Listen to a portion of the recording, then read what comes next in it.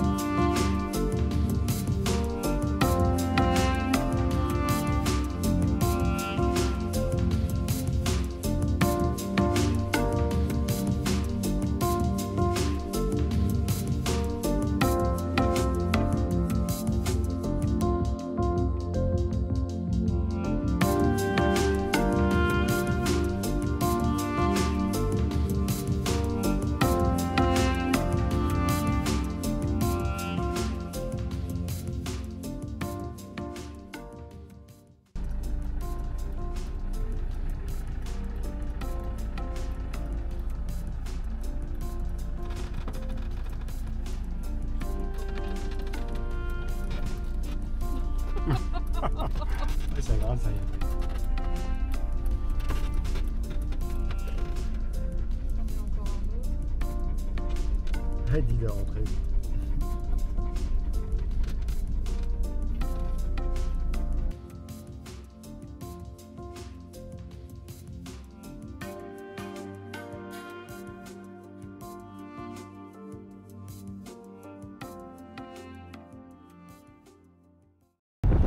La caméra à Jojo, hein, parce que moi je me balade à 20 à l'heure là.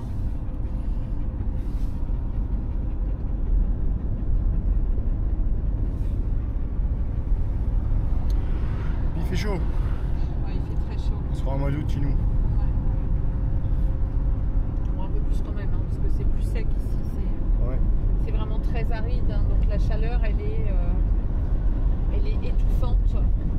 Et quand il y a un tout petit peu de vent, il est chaud. Et vous prenez de la poussière partout. Vous êtes le soir, pas dire jaune, mais grisé là. Puis on sent la peau, elle est toute pleine de poussière.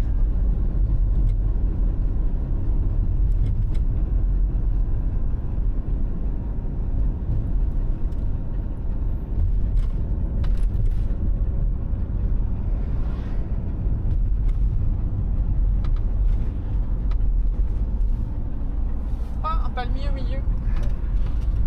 Super joli. Alors il y a plein de routes là-dessous, il y a plein de gens qui passent avec des camions. Je suis passée pour aller au parc. Et c'est compté comme des routes. Bon, je sais où on va manger. Ça va être ici. Si on peut descendre, parce que ça me paraît un peu abrupt. Non, ça a été condamné sans doute. Donc c'est pas sûr. Non, Ouais, il y a c'est. tout. Ça a été condamné. Dommage. Quoique peut-être c'était dangereux avec la montagne à côté.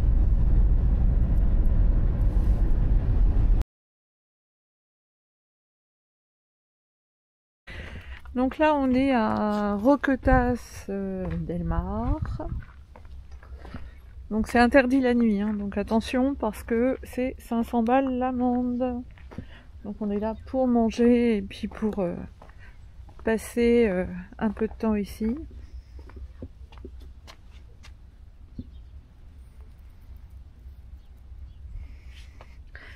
Donc c'est nature. Hein.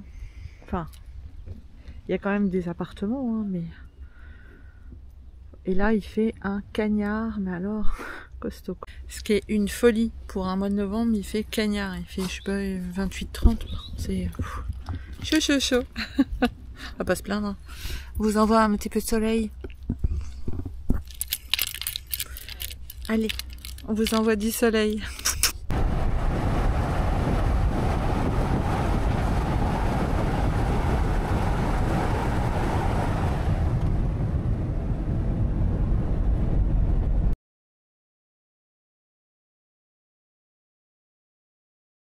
On teste, bon là le soleil s'est couché avec la montagne, mais il fait soleil là-bas. C'est le Tropic Auto Caravan Camper Park sur la route de Malaga.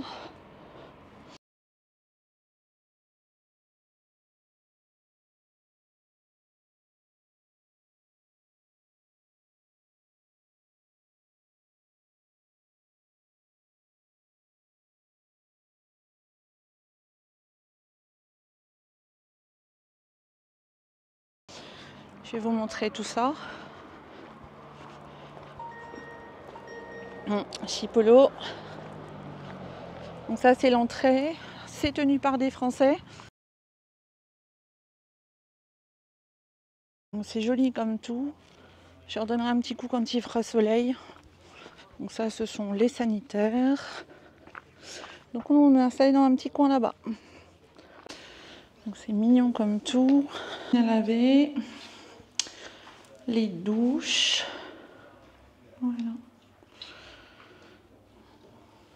Et vous avez les WC aussi. Une petite décoration avec une rose. Donc l'air de vidange avec l'air pour les cassettes, mal de français. Il y a des Allemands, des Espagnols, des Suédois, petite décoration, une maison qui va sans doute être refaite ici.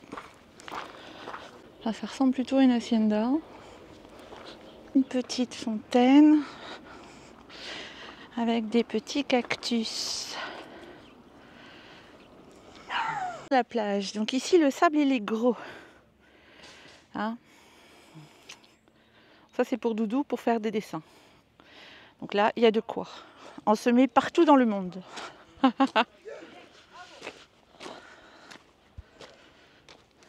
Donc c'est une petite crique.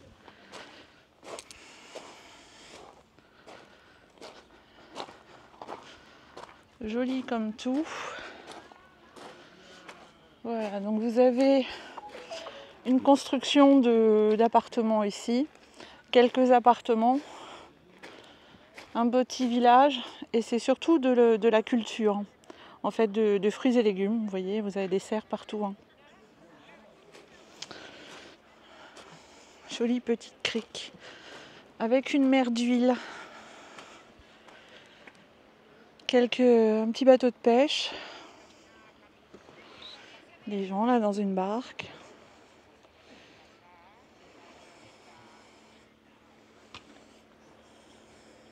Castel de Ferro est un charmant village côtier situé dans la province de Grenade, en Espagne. Niché entre les montagnes et la mer Méditerranée, ce joyau offre un mélange parfait de paysages pittoresques et d'histoires riches. Ce village andalou est particulièrement apprécié pour ses plages paisibles aux eaux cristallines, idéales pour la baignade et le repos. Les visiteurs peuvent également explorer la vieille ville, avec ses ruelles étroites et sinueuses qui révèlent des maisons blanchies à la chaux et des coins pittoresques.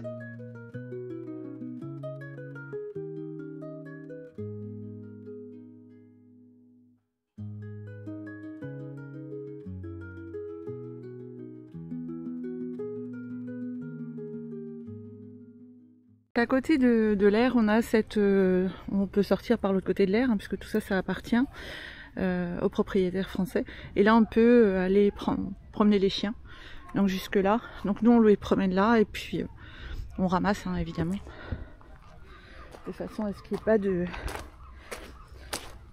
blup de chien. Joël est parti voir la mer. Bon, c'est une mer d'huile ce matin. Les petites algues. Et bon, la plage est propre.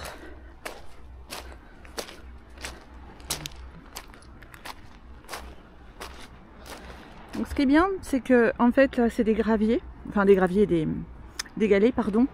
Et tout au bord, sur à peu près 1 mètre, vous avez du sable. Donc après on peut se baigner avec les chaussures. Hein. Ici ils vous vendent des chaussures, vous savez un peu les chaussures pour les surfeurs ou autres. Et vous mettez ça pour vous baigner de façon à pas avoir mal aux pieds. Parfois il y a des petits galets.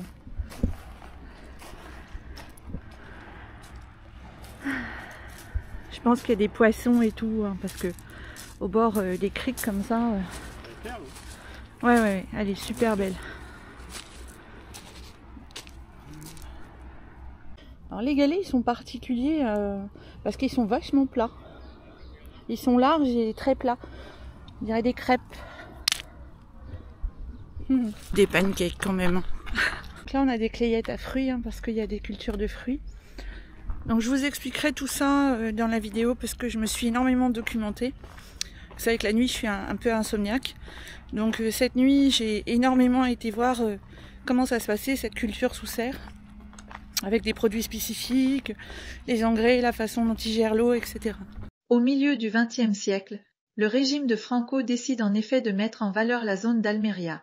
Constatant le taux d'ensoleillement record, le climat très chaud, l'absence de gelée et la facilité d'accès aux nombreuses nappes phréatiques, les agronomes espagnols lancent un projet d'irrigation géant pour la culture de légumes. Des puits sont creusés, et le désert andalou est rapidement colonisé par les agriculteurs. Pour protéger les cultures des vents du Sahara qui érodent les sols, ils décident d'ériger des serres. Les exploitations deviennent alors rapidement intensives et produisent des légumes de toutes sortes en chaque saison. Lorsque l'Espagne s'ouvre à l'Union européenne et au marché commun, Les nouveaux débouchés ne font qu'augmenter la taille et le rendement des exploitations, donnant le coup d'envoi au système industriel actuel. Des alternatives pour l'approvisionnement en eau ont été explorées et les producteurs ont recours à un système d'irrigation au goutte à goutte dans les serres qui permet de réduire la consommation, même si encore aujourd'hui 50 litres d'eau sont toujours nécessaires pour produire 1 kg de tomates. Alors, je me demande s'il n'y a pas un banc de poissons ou quelque chose là-bas parce que vous voyez ça fait une surface noire et les mouettes elles n'arrêtent pas de venir et ça grouille et elles n'arrêtent pas de manger des trucs là. Donc on est juste derrière là les camping-cars, donc vous voyez c'est cagnard aussi hein. Mais c'est un petit village donc on n'a pas choisi hein, de venir ici. À un moment donné j'étais prise du dos, on allait vers Malaga et puis le dos en live. Du coup quand c'est comme ça faut que je m'arrête parce que ça fait super mal. Alors j'ai dit à Joël trouve-moi un truc et puis il a trouvé ça et puis on est allé.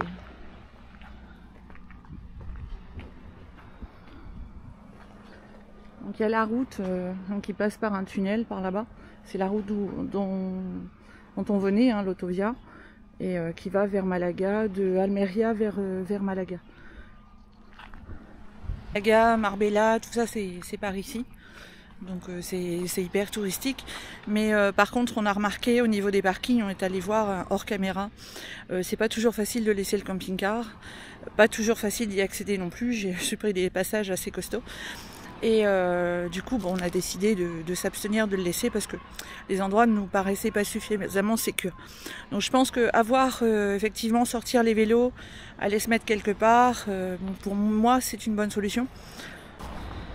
Petite maison là, ouais c'est mignon comme tout. J'ai monté les cheveux parce que j'avais l'impression d'avoir une fourrure posée sur la tête.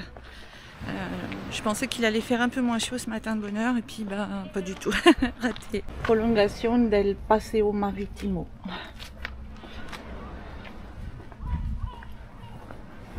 En demi-tour, on retourne au camping-car, on s'aperçoit qu'il y a une belle balade à vélo à faire. Et l'autre côté, c'est un peu une route et comme c'est un petit village, les gens circulent. Et on se dit, oh, un peu dangereux quand même à vélo quand on est arrivé en camping-car. Et puis Joël me dit non, on va aller à pied, mais donc j'ai dit bon, allez, on va chercher les vélos. Donc c'est un petit village un peu traditionnel avec un espèce de reliquat de château. C'est Castel de Ferro ici. Et là il y a une autre area de autocaravanas et la plage. Donc ici vous avez des accès PMR pour se balader. Donc c'est pas quelque chose où les gens viennent parce que c'est pas du truc marqué tourisme. Et cette étape reflète un peu l'Espagne un peu plus je dirais profonde, bien que nous ne soyons pas dans les terres mais en bord de plage. En fait c'est ce qu'on aime, hein. C'est ce qu'on aime et c'est ce qu'on vient chercher, bien que les endroits touristiques on aime bien aussi, hein. Mais ça fait plaisir de voir des choses un peu plus avec des gens qui vivent toute l'année.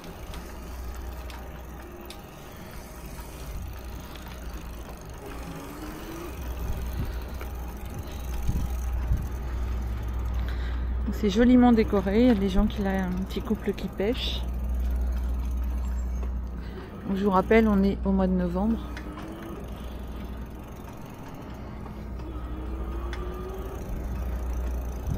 Donc plein d'accès PMR comme vous voyez là. Ici.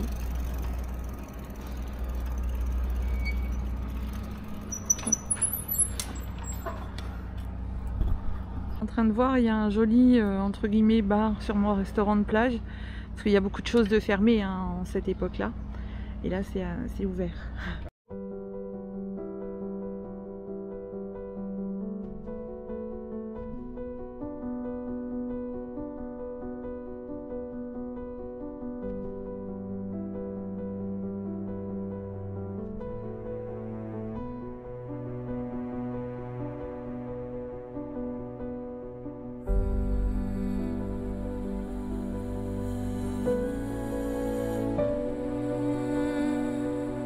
C'est la petite place, joliment avec tous ces joliment décorés, pardon, je finis jamais mes phrases, avec ces balustres. Donc les appartements ici, là vous avez une église, mais alors moderne, incroyable. Avec cette jolie place et cette jolie fontaine. Donc les appartements ici, des beaux appartements avec vue mer, et il y en a certains, il y a un petit jacuzzi, 109 000 €. Altea, c'était près d'1 million d'euros, quand même pour information. Donc plus facile de passer sa retraite ici, avec des petits restaurants, donc à taille humaine, hein, puisque là, ça s'arrête là-bas, la ville. Depuis là où on est, en camping-car, il y a 2 aires et un mini camping. Mais c'est des habitués, hein, ça se voit, les caravanes, elles restent à l'année. Les trottoirs sont toujours joliment décorés. J'aime beaucoup.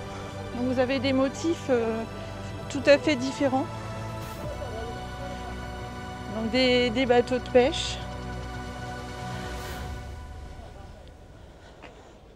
Et toute une promenade comme ça. Donc c'est vraiment, vraiment sympa.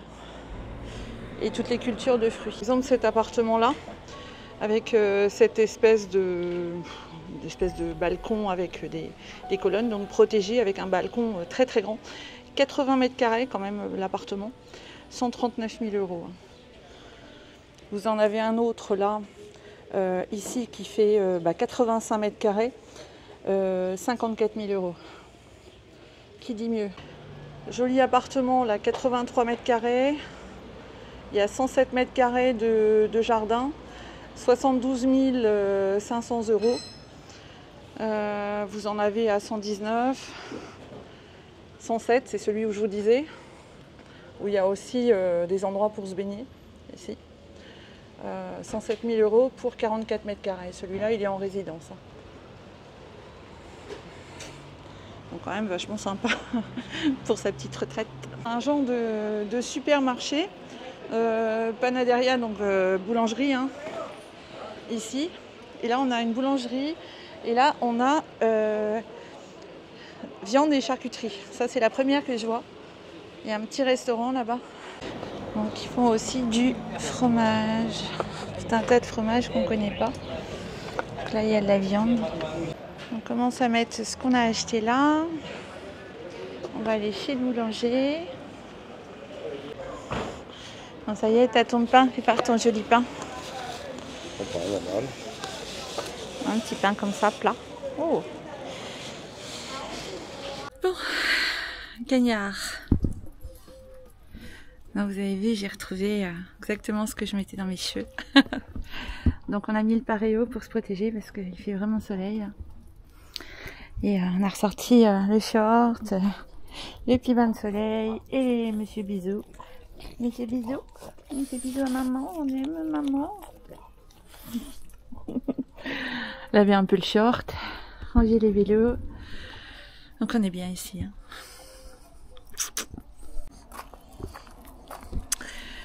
Bonjour à tous. Bonjour tout le monde. Donc 3e jour ici, on s'y plaît bien. Donc on est resté. C'est pas un lieu inscrit sur les guides touristiques, mais c'est un lieu authentique, donc on aime bien. Et là on s'en va promener les nounounes. L'autre il est là. Prends le cache-toi, moi je prends les nounounes. Ouais, je prends les nounounes. Voilà, les nounounes ils s'en vont se promener. Et voilà notre installation. On peut montrer parce que le voisin il est parti.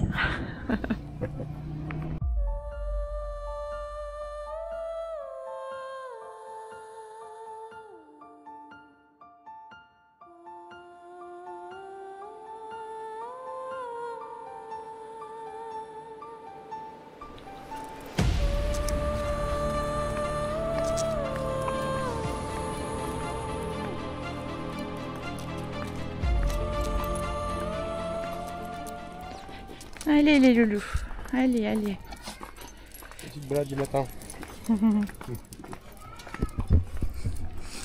Donc on les balade tôt, hein, là. Le soleil se lève. On a pris le petit déjeuner et on les balade tôt. Bon, ils ont déjà fait une balade, hein, quelle heure, 8 h. Là on les rebalade 1 heure après. Et puis, et là c'est une école. Hein, une petite garderie. Une crèche. On entend ça gazouille.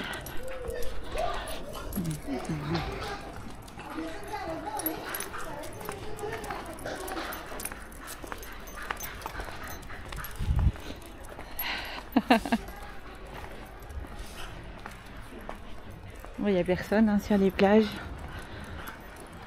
Bon, je sais pas quelle température il fait à peu près. Tout de suite, hein. J'irais... Dans l'océan 26, Ouais. J'irais 23, 24, pas plus. Ah, ouais. Le soleil tape. Ouais, le soleil tape.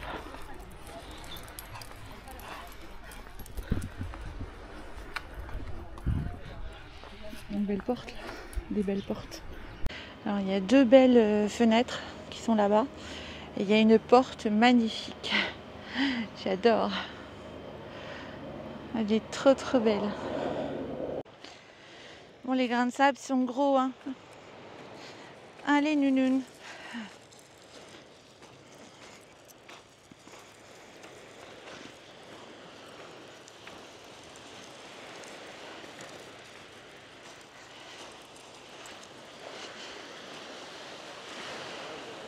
Quoi? Pour mouiller mes chaussures. Pas les bons. Non, il y a là. Qu'est-ce que c'est arrive? Allez, venez.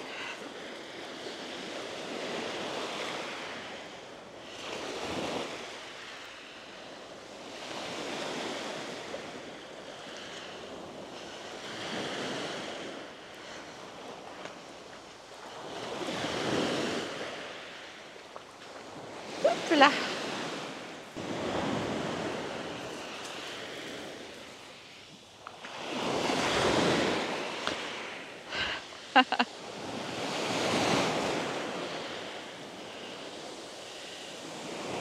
C'est bien, Django. Wow. Mon Melchior, il veut toujours pas. Hein. Ouh. Ouh, ça fait du bien.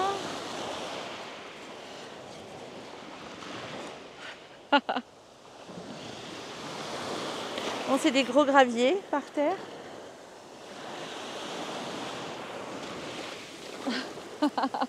Ah, mon Tigo. Oui. Oui, mon Tigo. Mon Tigo.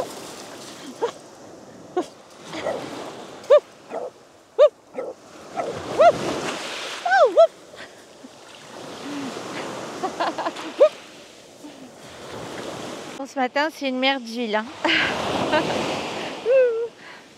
J'ai défait les chaussures.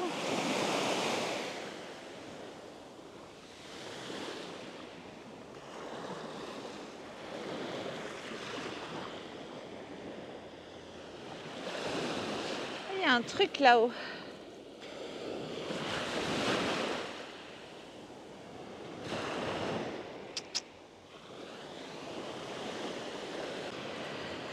Bon, merci à celui qui a inventé les chaussures, hein, parce que j'ai marché un peu pieds nus dedans. C'est torture. Hein. Il y a du sable en dessous, mais il est gris. Melchior se balade à l'ombre autant que possible, mais le rythme n'est plus le même. Il faut aller lentement. Oui, ça s'arrête. Oui, ça ne veut plus trop marcher. Hein. Non. Allez, on y va jusqu'au camping-car. Moi, on vit moi. Alors parfois, il ne veut plus marcher, il faut le porter.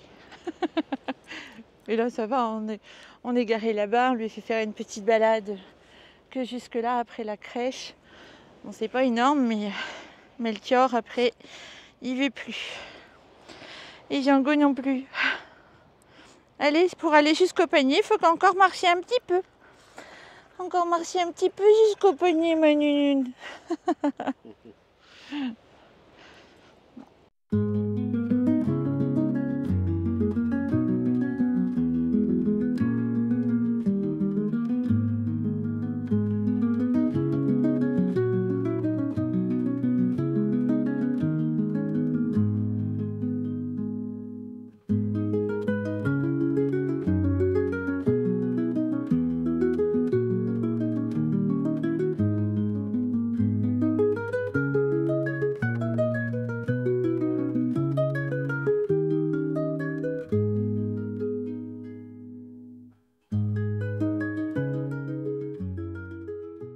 Bon, ça y est, On y est rentré.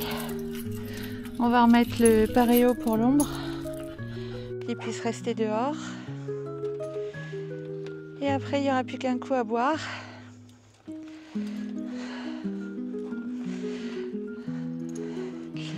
Je vais vous montrer un petit truc nostalgie. On a retrouvé, on avait dans une boîte comme ça, vieille boîte orange, une petite lampe comme ça, camping-gaz, qu'on avait au début de notre camping-car, enfin le premier Baroudeur 1. Et on l'avait et on a regardé, c'était marqué 19 francs la recharge. Donc c'est vous dire qu'elle date pas d'hier, je l'ai mis en route hier. Ça fonctionne très très bien et ça date de Baroudeur 1. C'est rigolo parce que j'avais acheté, vous savez, ces petits machins là d'espèces de soie. Quand ça brûle, quand c'est usé, on les change. C'est archi vieux. D'ailleurs, on met ça là-dedans. Et ça s'est baladé pendant des années. 4 ans avec le premier et 23 ans avec Baroudeur 2. Ça dure bien le camping-gaz. Et on a le party grill du camping-gaz depuis nos débuts quasiment en camping-car, enfin depuis que c'est sorti. Et ça fonctionne toujours aussi bien.